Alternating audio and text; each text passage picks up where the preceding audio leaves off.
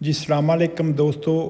ਇਸਲਾਮਾਬਾਦ ਦੇ ਵਿੱਚ ਜਿਹੜਾ ਅੱਜ ਸੋਸ਼ਲ ਮੀਡੀਆ ਦੇ ਉੱਤੇ ਟ੍ਰੈਂਡ ਚੱਲ ਰਿਹਾ ਹੈ ਕਿ ਇੱਕ ਆਰਮੀ ਦੇ ਅਫੀਸਰ ਜਿਸ ਤਰ੍ਹਾਂ ਦੀ ਹਰਕਤ ਕੀਤੀ ਹੈ, ਵੇਖ ਕੇ ਬਿਲਕੁਲ ਬੜਾ ਕਿਹੜਾ ਨਾ ਅਫਸੋਸ ਹੋਇਆ ਹੈ। ਅਤੇ ਕਿਹੜਾ ਨਾ ਸੋਸ਼ਲ ਮੀਡੀਆ ਦੇ ਉੱਤੇ ਕਿਹੜਾ ਨਾ ਉਹ ਵੇਖ ਕੇ ਜਿਸ ਤਰ੍ਹਾਂ ਦੀਆਂ ਉਹਦੀਆਂ ਹਰਕਤਾਂ ਸਨ ਕਿ ਬੰਦਾ ਅਜੀਬ ਜਿਹਾ ਫੀਲ ਕਰ ਰਿਹਾ ਕਿ ਇਹ ਬੰਦਾ ਕਿਹੜਾ ਅਫੀਸਰ ਹੋਣ ਦੇ ਪਾਕਿਸਤਾਨ ਦੇ ਵਿੱਚ ਇਸ ਤਰ੍ਹਾਂ ਦੀ ਇਹਨਾਂ ਨੂੰ ਪੋਸਟ ਦਿੱਤੀ ਜਾਏ।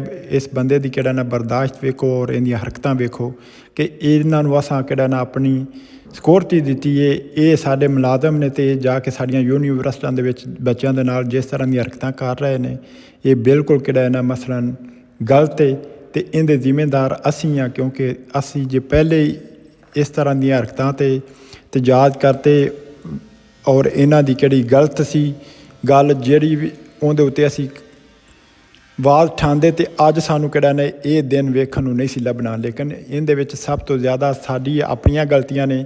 ਲੇਕਿਨ ਹੁਣ ਪਾਕਿਸਤਾਨ ਦੀ ਜਿਹੜੇ ਅਦਾਰੇ ਨੇ ਇਹ ਮੁਕੰਮਲ ਪਾਕਿਸਤਾਨ ਦੇ ਉੱਤੇ ਕੰਟਰੋਲ ਕਰ ਚੁੱਕੇ ਨੇ।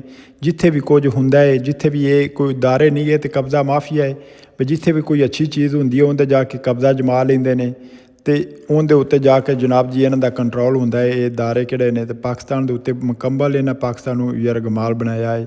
ਅਤੇ ਇਸ ਤਰ੍ਹਾਂ ਦੀਆਂ ਹਰਕਤਾਂ ਕਰਕੇ ਕਿਹੜਾ ਇਹਨਾਂ ਬਿਲਕੁਲ ਵੀ ਪੂਰੇ ਪਾਕਿਸਤਾਨ ਨੂੰ ਇਹਨਾਂ ਕਿਸ ਸਟੇਜ 'ਤੇ ਲੈ ਆਂਦਾ ਹੈ। ਪਰ ਪੂਰੀ ਦੁਨੀਆ ਦੇ ਵਿੱਚ ਪਾਕਿਸਤਾਨ ਕਿਹੜਾ ਨਾ ਜ਼ਲੀਲ ਹੋ ਰਿਹਾ ਹੈ। ਕੋਈ ਮਕਾਮ ਨਹੀਂ, ਕੋਈ ਬੰਦਾ ਪਾਕਿਸਤਾਨ ਦੀ ਗੱਲ ਨਹੀਂ ਸੁਣਦਾ। ਅਗਰ ਕੋਈ ਬੰਦਾ ਪਾਕਿਸਤਾਨੀ ਕੋਈ ਬੰਦਾ ਏਅਰਪੋਰਟ 'ਤੇ ਜਾਂਦਾ ਅਤੇ ਉਹਦੇ ਕਿਹੜਾ ਪਾਸਪੋਰਟ ਵੇਖ ਕੇ ਅਤੇ ਉਹਨੂੰ ਆਂਦੇ ਨੇ ਮੈਂ ਸਾਈਡ 'ਤੇ ਹੋ ਜਾ।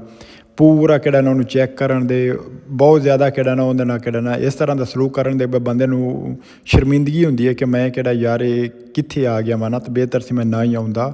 ਲੇਕਿਨ ਇੱਥੇ ਪਹੁੰਚਾਉਣ ਵਾਸਤੇ ਪਾਕਿਸਤਾਨ ਦੇ ਕਿਹੜੇ ਅਦਾਰੇ ਨੇ ਉਹਨਾਂ ਦਾ ਬੜਾ ਰੋਲ ਹੈ। ਅਤੇ ਇਸ ਤਰ੍ਹਾਂ ਜਿਸ ਤਰ੍ਹਾਂ ਉਸ ਲੜਕੇ ਨੇ ਕੀਤਾ ਹੈ ਕਿ ਗਿਰੇਬਾਨ ਪਕੜਿਆ ਹੈ, ਅਗਰ ਇਹ ਗਿਰੇਬਾਨ ਅੱਜ ਤੋਂ ਅਸੀਂ 30 ਸਾਲ ਪਹਿਲਾਂ ਫੱਦਿਆ ਹੁੰਦਾ ਅਤੇ ਪਾਕਿਸਤਾਨ ਬਿਲਕੁਲ ਇਸ ਸਟੇਜ 'ਤੇ ਨਾ ਹੁੰਦਾ। ਪਾਕਿਸਤਾਨ ਦਾ ਪੂਰੀ ਦੁਨੀਆ 'ਤੇ ਇੱਕ ਨਾਂ ਹੋਣਾ ਸੀ। ਪਾਕਿਸਤਾਨ ਦੇ ਵਿੱਚ ਅੱਲਾਹ ਤਾਲਾ ਹਰ ਇੱਕ ਨਿਅਮਤ ਦਿੱਤੀ ਹੈ।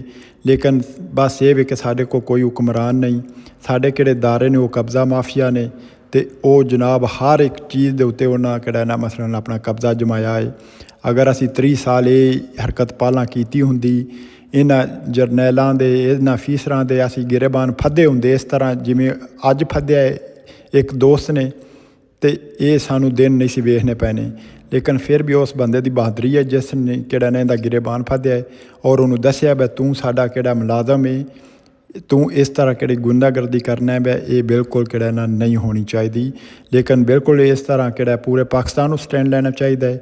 ਔਰ ਜਿਹੜੇ ਇਸ ਬੰਦੇ ਦੇ ਅਫੀਸਰ ਨੇ ਉਹਨਾਂ ਨੂੰ ਵੀ ਕਿਹੜਾ ਨਾ ਬਿਲਕੁਲ ਐਕਸ਼ਨ ਲੈਣਾ ਚਾਹੀਦਾ ਹੈ ਕਿ ਜਿਸ ਤਰ੍ਹਾਂ ਇਸ ਬੰਦੇ ਨੇ ਹਰਕਤ ਕੀਤੀ ਹੈ ਇਹਨੂੰ ਕਿਹੜਾ ਨਾ ਪੂਰੇ ਚੌਕ ਦੇ ਵਿੱਚ ਕਿਹੜਾ ਨਾ ਸਜ਼ਾ ਹੋਣੀ ਚਾਹੀਦੀ ਹੈ, ਤਾਂ ਕਿ ਦੁਬਾਰਾ ਕਿਹੜਾ ਨਾ ਯੂਨੀਵਰਸਿਟੀ ਕਿਸੇ ਦੇ ਵਿੱਚ ਵੀ ਇਸ ਤਰ੍ਹਾਂ ਮੂੰਹ ਚੁੱਕ ਕੇ ਕੋਈ ਵੀ ਆਰਮੀ ਅਫੀਸਰ ਹੈ, ਪੁਲਿਸ ਅਫੀਸਰ ਹੈ ਜਾਂ ਕੋਈ ਵੀ ਕਿਸੇ ਵੀ ਅਦਾਰੇ ਦਾ ਬੰਦਾ ਐਂਟਰੀ ਕਰੇ ਤੋਂ ਪਹਿਲਾਂ 1000 ਵਾਰੀ ਸੋਚੇ ਕਿ ਮੈਂ ਕਿਹੜਾ ਨਾ ਜਾਂ ਉੱਥੇ ਜਾਂ ਨਾ ਜਾਵਾਂ ਨਾ। ਅਤੇ ਇਸ ਤਰ੍ਹਾਂ ਕਿਹੜੇ ਨੇ ਕੌਮਾਂ ਤਾਂ ਬਣਦੀਆਂ ਨੇ ਕਿ ਮਸਲਨ ਜਿਸ ਤਰ੍ਹਾਂ ਇਹਨਾਂ ਨੂੰ ਸਖਤ ਤੋਂ ਸਖਤ ਸਜ਼ਾ ਦਿੱਤੀ ਜਾਵੇ। ਅਤੇ ਸਾਨੂੰ ਹੁਣ ਕਿਹੜਾ ਨੇ ਪਾਕਿਸਤਾਨੀ ਕੌਮ ਕਿਹੜੀ ਹੈ ਨਾ ਪਹਿਲੀ ਹੁਣ ਭੁੱਖ ਹੀ ਇੰਨੀ ਕੁ ਹੋ ਗਈ ਹੈ, ਗੁਰਬਤ ਹੀ ਇੰਨੀ ਕੁ ਹੋ ਗਈ ਹੈ, ਪਰ ਹੁਣ ਆਵਾਮ ਕਿਹੜੀ ਹੈ ਨਾ ਉਹਨਾਂ ਨੂੰ ਹੁਣ ਕਿਹੜਾ ਨਾ ਉਹ ਕੋਈ ਸ਼ਰਮ ਯਾਦ ਨਹੀਂ, ਕੋਈ ਉਹ ਨਹੀਂ ਸੋਚਦੇ ਬਈ ਇਹ ਕਿਹੜਾ ਨਾ ਆਰਮੀ ਦਾ ਅਫੀਸਰ ਹੈ ਜਾਂ ਪੁਲਿਸ ਦਾ ਅਫੀਸਰ ਹੈ ਜਾਂ ਪਤਾ ਨਹੀਂ ਕਿਹੜੀ ਬਲਾ ਹੈ ਨਾ।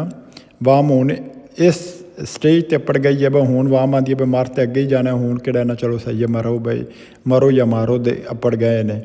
ਲੇਕਿਨ ਜਿਸ ਤਰ੍ਹਾਂ ਦੀਆਂ ਹਰਕਤਾਂ ਹੋ ਰਹੀਆਂ ਨੇ ਪਾਕਿਸਤਾਨ ਦਾ ਨਾਮ ਹੋਰ ਪੂਰੀ ਦੁਨੀਆ ਦੇ ਵਿੱਚ ਰੋਸ਼ਨ ਹੋਵੇਗਾ। ਅਤੇ ਇਹ ਵੇਖੋ ਜਨਾਬ ਕਿਸ ਤਰ੍ਹਾਂ ਪਿਸਤੌਲ ਕੱਢ ਕੇ ਅਤੇ ਆਵਾਮ ਦੇ ਵਿੱਚ ਫਾਇਰਿੰਗ ਕਰ ਰਿਹਾ ਹੈ ਅਤੇ ਆਵਾਮ ਦੇ ਪਿੱਛੇ ਭੱਜ ਰਿਹਾ ਹੈ ਅਤੇ ਗੋਲੀਆਂ ਚਲਾ ਰਿਹਾ ਹੈ। ਬੜੀ ਲਾਹਨਤ ਇਸ ਬੰਦੇ ਦੇ ਉੱਤੇ, ਪਤਾ ਨਹੀਂ ਇਹਨੂੰ ਅਫੀਸਰ ਦੀ ਕਿਸ ਪੋਸਟ ਦਿੱਤੀ ਸੀ ਚਵਲ ਦੇ ਪੁੱਤਰ।